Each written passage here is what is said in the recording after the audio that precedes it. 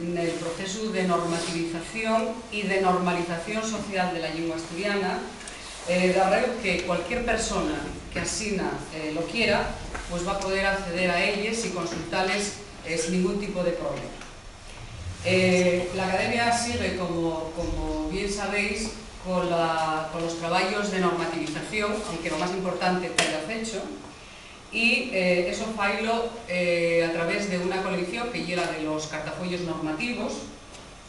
que en este momento tiene ya 4 números asolellados. Entamó en el año 2005 con el número 1 dedicado al texto en asturiano de la Constitución Española y del Estatuto de Autonomía, dos textos que son de referencia y simbólicos en el caso nuestro.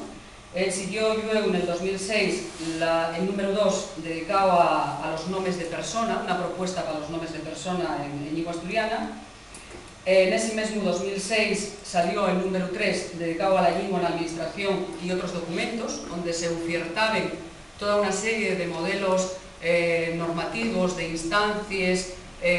documentos, etcétera, que el ciudadano y las administraciones precisen todos los días si quieren hacer uso de la lengua asturiana en sus obligaciones.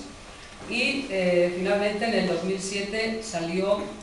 el número 4 dedicado a las abreviaturas, rotulaciones y propuestas de expresión y locución,